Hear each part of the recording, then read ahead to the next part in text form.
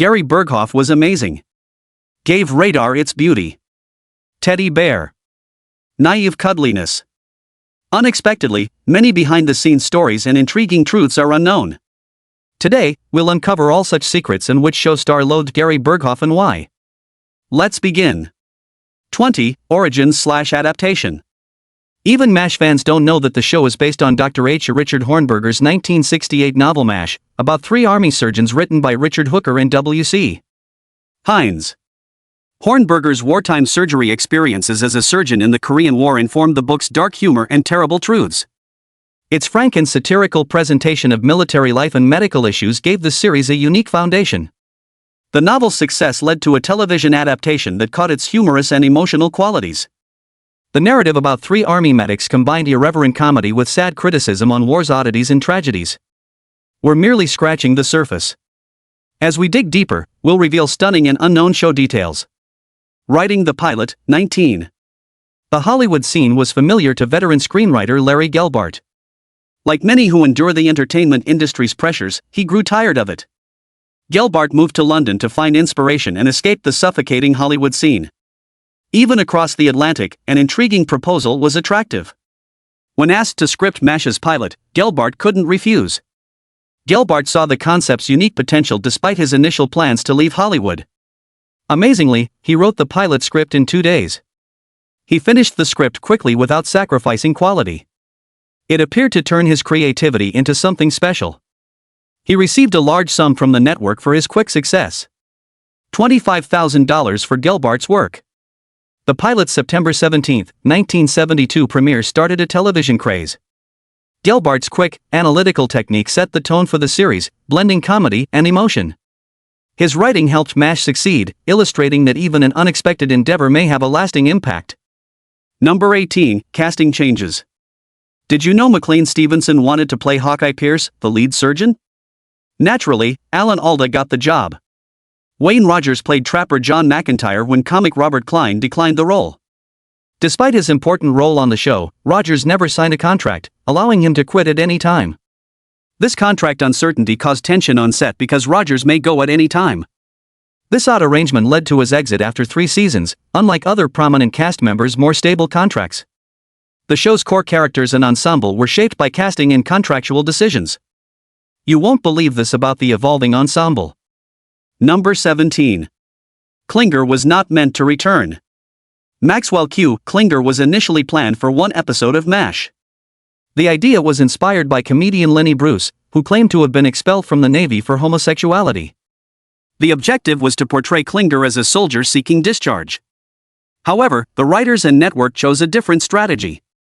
Instead of depicting Klinger as a gay figure, which could have been contentious on television at the time, they presented him as a straight male who dressed women's clothing to appear unsuitable for service. This creative twist kept the show's comic goal and made the character perfect for its lighthearted yet contemplative tone. A brief comic role became considerably more significant. Jamie Farr's portrayal of Klinger's unusual blend of humor and resilience made him a success. Fans liked Klinger's resourcefulness and antics, which became series staples. Klinger went from a one-note gag to one of MASH's most popular characters. Number 16. Actual military service. Alan Alda and Jamie Farr brought military knowledge to MASH from their own experiences. Army Reserve veteran Alan Alda played Hawkeye Pierce, smart and kind. This experience gave him a real grasp of military life, especially Army medics' specific problems and discipline. Alda's first-hand experience of how troops handle stress and have a sense of humor in terrible situations helped him play Hawkeye with irreverence and empathy. Jamie Farr, who played the quirky Corporal Klinger, contributed his military expertise to the show. Farr understood military life, from tight schedules to how troops pushed boundaries to keep their individuality, having served in the army before becoming an actor. Klinger, his persona, was famed for cross-dressing to get a mental instability discharge. Klinger's antics were comical, but Farr's characterization was grounded, portraying the despair and ingenuity of a soldier fleeing battle. Farr's military background gave Klinger realism, giving him more than a comic relief character. Number 15. The laughter track narrative. Larry Gelbart, the pilot's writer, and Gene Reynolds, the executive producer, opposed a laugh track in early MASH. They thought artificial laughter would ruin the show's mix of comedy and wartime drama. CBS, which aired the show, required a laugh track because all 30-minute sitcoms at the time had one. To compromise, the filmmakers decided not to use the laugh track in the more sad operating room sequences. The sitcom increasingly used the laugh track less and ultimately eliminated it in the 11th season. The BBC aired MASH in the UK without the laugh track, allowing it to stand out as a drama comedy. Number 14. Cameos and actual links. Ron Howard, Leslie Nielsen, and Patrick Swayze were among MASH's prominent guests. Young and charming Ron Howard as a Marine eager to serve, portraying the nuances of innocence and responsibility. In this somber and cerebral character, Leslie Nielsen, known for his later comedies, showed his emotional ability. Before his fame, Patrick Swayze played a soldier with a bleak diagnosis, balancing power and sensitivity. That's not everything. The show's makers added personal touches to the characters, blurring fiction and reality. One touch involved Mike Farrell's BJ. He was characterized as a family-oriented individual. Farrell named BJ's daughter Erin after his own daughter. This personal link made the character's fatherhood more real. Colonel Potter, Harry Morgan, was another example of the show's attention to detail. The photo of Potter's wife was actually Morgan's. Shocking. Right? Let's proceed. 13. A writing challenge.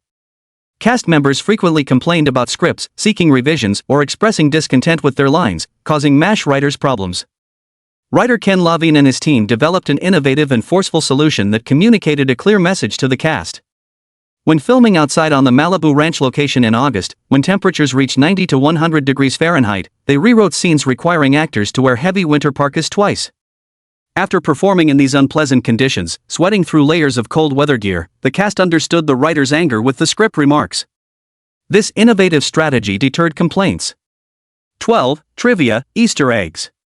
By wearing the same hat as Donald Sutherland, who played Hawkeye Pierce in the 1970 MASH film War, Alan Alda shows his attention to detail. The series' opening titles featured this headgear, which symbolized the character's beginnings and connected the movie and series. Alda's attention to these tiny nuances showed his love for the source material and his desire to represent Hawkeye in a way that acknowledged the role's cinematic roots. Radar O'Reilly's teddy bear, a small prop, became one of MASH's most cherished icons.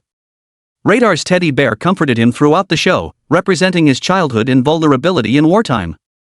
Fans asked where the bear went when the series concluded. Incredibly, the bear returned years later and was auctioned off to Gary Burghoff, who played Radar, allowing the renowned prop to return to him. Names and stories, number 11. In MASH's sixth season, the writers named 4 Marine patients after 1977 California Angels players. Season 7 followed this pattern by naming patients after 1978 Dodgers players. This homage to the sport gave fans familiar with the teams a laugh and showed the writers' ability to mix pop culture with the series' story. In the touching episode Radar O'Reilly's lover was named Patty Haven, a tribute to writer Ken Levine's ex-girlfriend. But there's more, and you'll be startled. Number 10. Future comics and codes.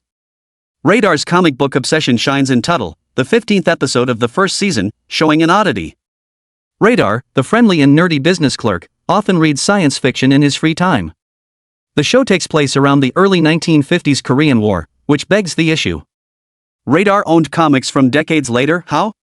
Radar is pictured reading the 10th issue of Captain Savage and his Battlefield Rangers, issued in January 1969, more than 15 years after the Korean War. This tiny but striking feature is one of several small anachronisms in this series that casual viewers often miss. In the 14th episode of the 11th season, Give and Take, another out-of-place object arrives. Sergeant Klinger gives a seriously injured North Korean soldier a chocolate treat in this episode. The gesture is touching, but the show accidentally breaks period authenticity. Chocolate bar has UPC barcode. Modern retail required barcodes, which were adopted in 1976, 2 decades after the Korean War. The soldier turns the packaging upside down, revealing the barcode, a little but noticeable historical error. Although modest, such features indicate how MASH occasionally incorporated future aspects into its 1950s backdrop in ways most viewers wouldn't notice. These quirky errors remind us that even the best period plays sometimes sneak in modern comforts. Another intriguing Korean War fact. Number 9. Show lasted longer than battle.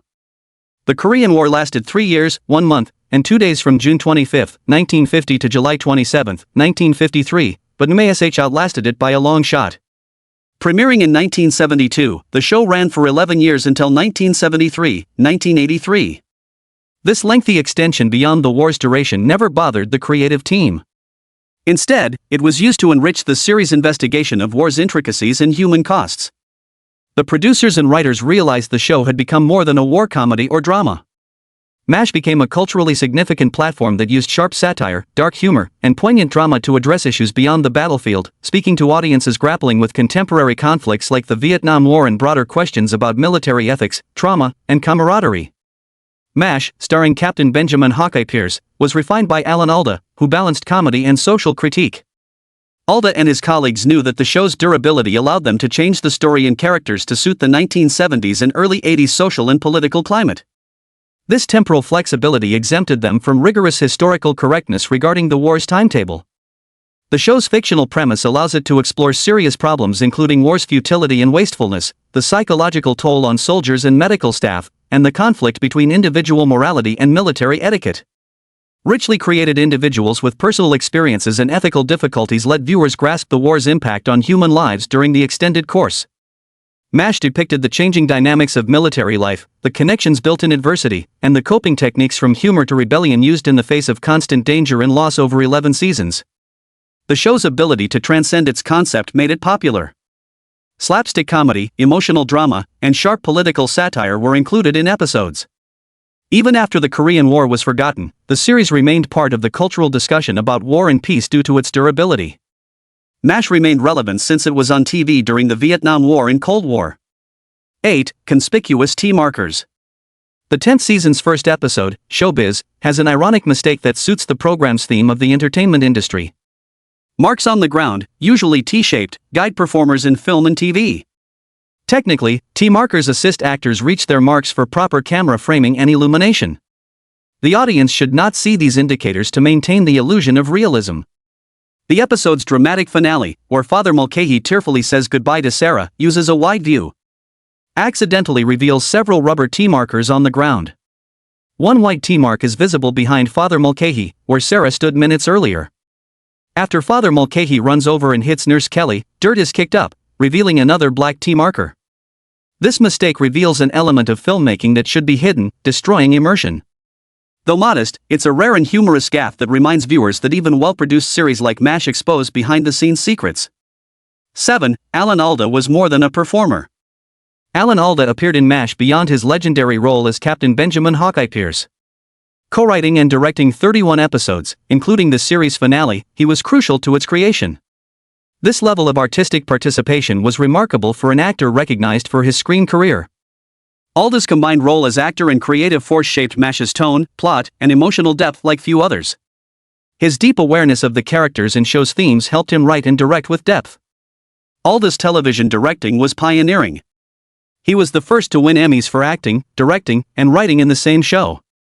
This remarkable accomplishment showed his versatility and his importance to MASH's identity and success. His screenplays blended levity and melancholy as he explored complex combat, morality, and human spirit concerns. Alda guided the show beyond traditional comedy fare by directing great ensemble performances and episodes that mixed humorous timing with dramatic intensity. Alda's leadership made MASH a breeding ground for future stars who guest starred. In addition to coaching younger actors, he worked closely with the writing and production teams to preserve a high-quality narrative. Alda's behind-the-scenes presence kept MASH's delicate balance between irreverent comedy and sobering drama alive and resonant for 11 seasons. Number 6. Communication Breakdown. The 6th episode of the 10th season, themed Communication Breakdown, focuses on character miscommunication. Ironically, the episode also shows a production breakdown. As Major Charles chats with Colonel Potter and Margaret, a nurse announces the arrival of a newspaper in the 4077 camp. Since newspapers are scarce in the conflict zone, everyone rushes to read the latest headlines. Sharp-eyed observers may spot anything odd as Major Charles sets the paper reading rules. An out-of-place figure walks into the scene, partially covered by a signpost. This man stands out with his long blonde hair, beard, and modern blue shirt. And white pants, an unusual Korean War character or supplementary costume. This looks like a production crew member accidentally filmed. This little but noticeable error shows that even award-winning shows like MASH make mistakes. This staff member's appearance is a hilarious reminder that television production has numerous moving elements that can disrupt the show's illusion. This modest yet fascinating look behind the scenes turns narrative stress into a meta moment of real-life production communication failure.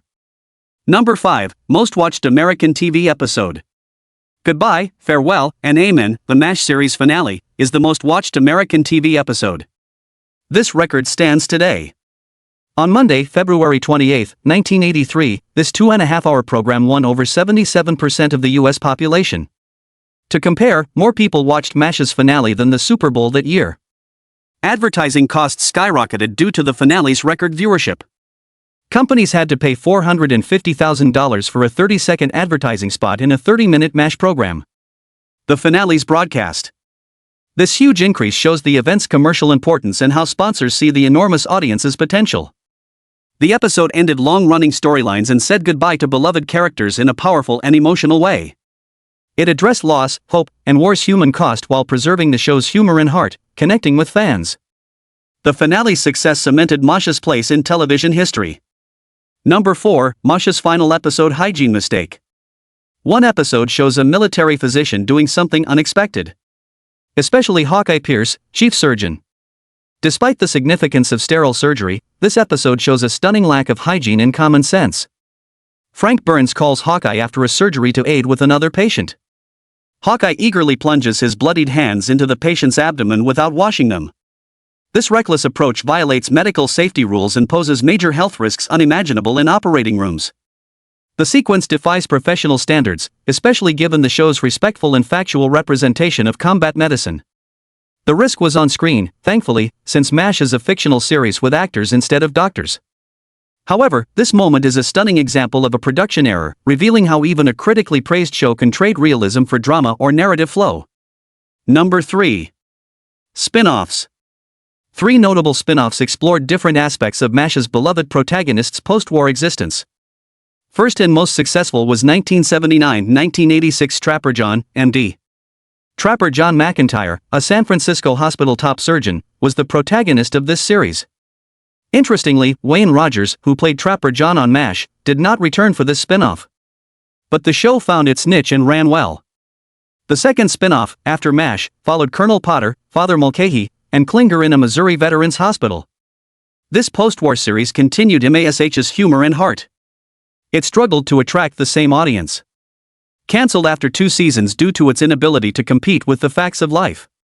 Walter, the third spin-off, followed Radar O'Reilly as he became a St. Louis police officer after losing his family farm and wife. The pilot was picked up but was shown once on July 17, 1984. It is obscure because it is only in Eastern and Central time zones. Despite efforts to expand the MASH universe, none of the spin-offs were as successful. Number 2. In the second-to-last episode of MASH, as time goes by, the characters bury a time capsule beneath the Fox Ranch set to symbolize hope for the future in the show's history. Interestingly, the land was sold 2 months following shooting. A construction worker found the episode's time capsule during future work. The worker consulted Alan Alda since he understood the significance but didn't know what to do. The construction worker should maintain the time capsule, Alda said, recognizing its value as a piece of television history tied to one of its most famous shows. Later, he was surprised that the worker didn't appear pleased about the find. For most fans and historians, finding such an artifact would be thrilling, connecting them to a legendary series that captivated millions. Now for the big reveal. First off, these MASH stars despised Gary Burghoff. It looks that Radar O'Reilly actor Gary Burghoff wasn't everyone's favorite. Wayne Rogers, who played Trapper John McIntyre on MASH, was notorious for his set instability, especially with Burghoff. Raymond Straight's 1983 biography of Alan Alda states that Rogers lost his fury and tossed a chair at Burghoff during one scene. Professional and personal conflicts plagued his relationship with Burghoff. It sometimes threatened productive collaboration. Rogers' unhappiness is partly due to the stress and hard hours of making a hit TV show. But he had company. Mr. McLean Stevenson, who played the friendly but irritable Colonel Henry Blake, described his relationship with Burghoff as love-hate. Stevenson acknowledged their difficult relationship. Stevenson acknowledged Burghoff's talent and importance to the group, but their interactions were strained. He readily admitted that each of them might be tough for the other, adding, "I was a problem for him and he was a problem for me." This implies that their relationship was mutual respect. Personality and work style disputes are unavoidable. Hawkeye Pierce, played by Alan Alda, had the most intense disputes with Gary Burghoff. Alda was largely credited with leading MASH, while Burghoff felt underappreciated in terms of recognition and creative input, causing animosity. Burghoff's undervaluation occasionally made him unpleasant or contemptuous to Alda and other cast members, escalating conflicts. Burghoff's frustration manifested in angry confrontations and frigid encounters. Despite these challenges, the cast remained professional to assure the series' success. However, Alda and Burghoff's conflict highlights how even beloved shows can have major behind-the-scenes conflict due to fame, creative control, and managing numerous strong personalities in a high-profile production. Enough for now. Thanks for watching. Did you like the video? If so, please like, comment, and subscribe to be updated on our new uploads. Also, watch this video on your screen. It's unbelievable.